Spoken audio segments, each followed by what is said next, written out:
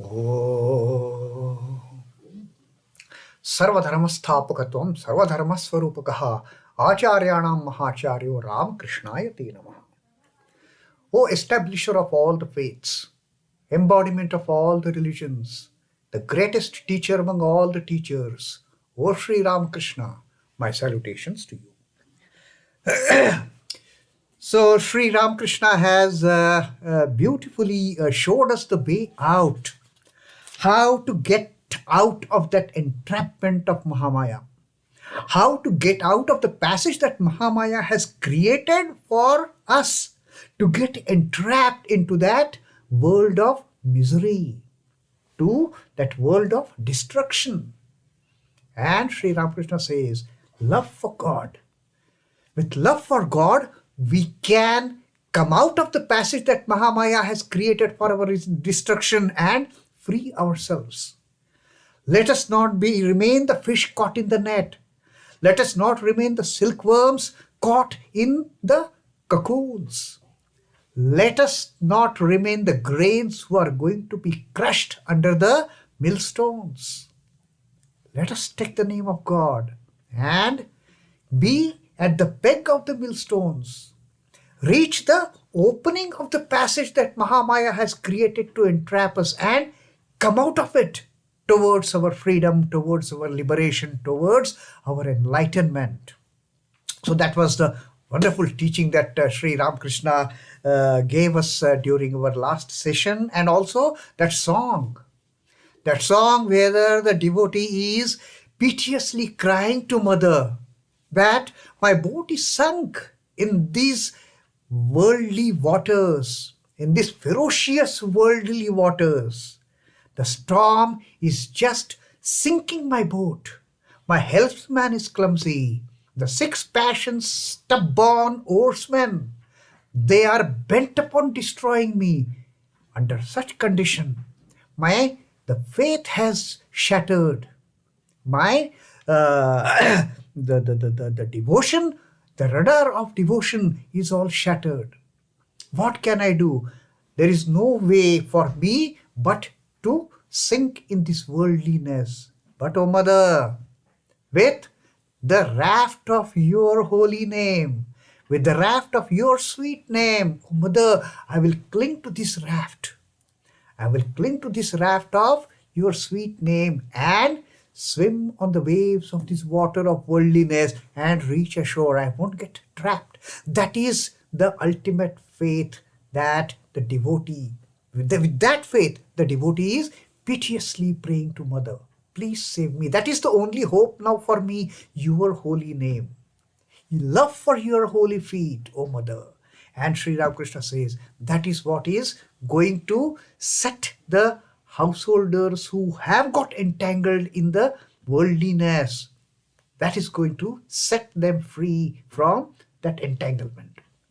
Having heard, now there was a person by name Viswas, who was sitting there in the gathering, and he heard all these things, and then somehow he thought, okay, now is the time for me to go out. So who was sitting there in the room for a long time, he left the room. Now there was some kind of a history behind this person, a very wealthy person at one point of time, and he had squandered everything, living immoral life. He had lost everything, getting trapped in the trap of lust and greed. He had lost everything, to the extent that he was now totally different towards his wife and children also. He couldn't make for their, living properly. He couldn't provide for their basic necessities. And he had kind of left them. And Sri Ramakrishna always was against this kind of behavior of the householders who neglected the family, who neglected their wife and children. And Sri Ramakrishna, now referring to this person who had left after hearing all these teachings of Sri Ramakrishna, referring to this person, now Sri Ramakrishna said, he is an unfortunate wretch. What a good condition he was living life. He was leading life of such a great, quality at one point of time, but getting trapped into the lure of lust and greed. He had squandered everything. Now he didn't have anything to even provide for the necessities of his family. He is an unfortunate wretch. Then Sri Ramakrishna says, a householder has his duties to discharge, his debts to pay. And what are the debts of the householder? Debts to gods, his debt to his ancestors, his debt to rishis and sages and holy company, his debt to wife and children. He has to pay these debts. He has to bear all those responsibilities. Responsibility towards God, responsibility towards ancestors and the parents, responsibility towards the holy people, and most important of all, responsibility towards wife and children. If a wife is chaste, the husband should support her. There is no way husband should neglect the wife. There is no way husband should neglect the children. Sri Ramakrishna was so much considerate for the householders. And he always insisted upon what their real duty was. Their real duty was towards gods, towards the spiritual path. Their duty was towards the family affairs. Their duty towards the wife and children. Their duty towards their friends and society. All these duties, Sri Ramakrishna says, a householder must perform. One should never get into a position that one becomes indifferent in performing these duties. He should also bring up the children until they are of age. Till the time children are not on their own feet. Till the time children are not capable of leading their own lives. It is a duty of householder to provide for what they need. And he cannot just neglect them. He cannot just overlook his responsibility towards his wife and children. He used to get extremely angry over householders who neglected their responsibility as a householder, their duty towards the family. And then Sri Ramakrishna says, only monk must not save. Monk need not worry for anything about the future, but the householder. He has the responsibility of wife and children. He has the responsibility of the family affairs. He has the responsibility towards his spiritual life. He should never neglect these responsibilities. A man is a carefree man. A monk is a carefree person. He need not say for tomorrow. The Lord will provide. The mother will provide. What is there? He has renounced everything. So Sri Ramakrishna says, the bird and monk, they do not provide for the morrow. These are the two categories. They don't provide for tomorrow. Tomorrow, Lord will take care. The bird and the monk. But even then, Sri Ramakrishna says, even in case of birds, but even a bird provides when it has young.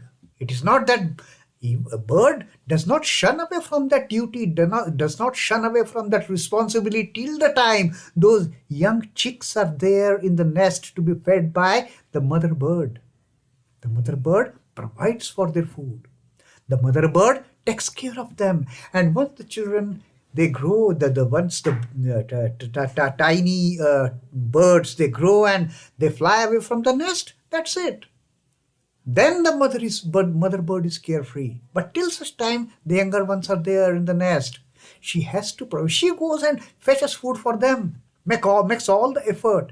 If the mother bird can do it, then it is the duty of the householder. Also, Sri Ramakrishna says, once the chicks grow and fly away, then the bird and the monk, they don't save for the future. They don't provide for the morrow, Sri Ramakrishna says. So this is what Sri Ramakrishna is teaching, taking into consideration the condition of that person who had lost everything, getting entangled in the web of lust and greed. And now he's not in a position to take care of his family. He's not in a position to provide for the needs of his wife and children. He has become indifferent towards them. And Sri Ramakrishna says he is absolutely failing in his duty as a householder. And then one person just comments that still this unfortunate wretch whom you call, he now wants to cultivate the company of holy men. And then Sri Ramakrishna says, but what is the use of it? He had squandered everything. He has no repentance for that. He has become indifferent towards his wife and children. What can he do now, getting into the company of holy men? And then Sri Ramakrishna gives an example of the kamandalu of a monk. The kamandalu, the water pot. Water pot is made out of bitter gourd. So Sri Ramakrishna gives an example. A monk's kamandalu goes to four principal holy places, the Char Dham. Now, which are the Char Dham? The four cardinal points. Kedarnath in Himalayas, Dwarka in the west, Rameshwaram in the south, and Jagannath Puri in the east. So he says, when a monk goes to all these four very crucial places of pilgrimage, the Char Dham, his kamandalu also goes with him. But in spite of being at all these holiest of the holy places, the kamandalu still tastes bitter. It is made out of bitter gourd. So it doesn't change its property. So Sri Ramakrishna says, such people who have squandered everything, who have become indifferent, now they're not in a position to provide for their wife and children. Now, what way this person can change? He will remain like the water pot of that monk. He will remain bitter in spite of going here, going there, this pilgrimage, that pilgrimage, getting into the holy company. It is extremely difficult for such a person. And then Sri Ramakrishna gives another example. There is a popular belief that the breeze from Malaya, when it flows, it converts all the trees into sandalwood. All trees. Whichever tree, mango, guava, the neem, all the trees, this Malaya breeze will convert to sandalwood. That is the popular belief that used to be. Now Sri Ramakrishna says, but even then, there are some trees like cotton, there are some trees like hawk plum, there are some trees like ashwatha. They are not changed by this breeze from the Malaya tree also. They remain the same as they are.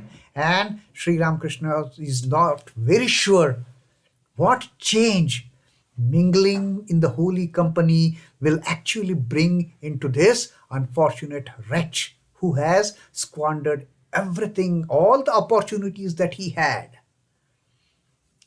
in the entrapment of lust and greed. Now his family is in dire straits. His wife and children are in pitiable condition, most miserable condition. And this fellow doesn't have any remorse as such as to what he should do next. Simply getting into the company of holy men is not going to save him. He should make an effort then. He should start taking the name of the Lord. He should hold on to the raft of Mother's name. Then only he can swim on the waves of these worldly waters. Otherwise, there is no hope. Otherwise, he is like those trees, the hawk plum and the cotton and the ashwatha, which will never get converted to sandalwood by even the Malaya breeze. So that is the ultimate teaching that Sri Ramakrishna has given on this day at Sri Balaram Bosa's house. That hold on to the name, hold on, go get the love for God. That is the only thing that is going to save us from getting crushed under the millstones. That is the only thing which is going to get us entrapped in the fisherman's net. That is the only thing which is going to save us from the cocoon that we are creating for ourselves. Then we can go out of that way. We can find the passage to come out of that cocoon. We can find the passage to come out of the fisherman's net. Then we can be at the peg of the millstones to get out of the process from getting crushed into the powder, and the grains are free. So that is Sri Ramakrishna's advice to householders, how we can prevent ourselves from getting entangled in the snares of web of Maya that Mahamaya is creating for us. She has already created for us. Om Namah Shri Bhagavate Ramakrishnaya. Sri Ramakrishna Arpanamastu.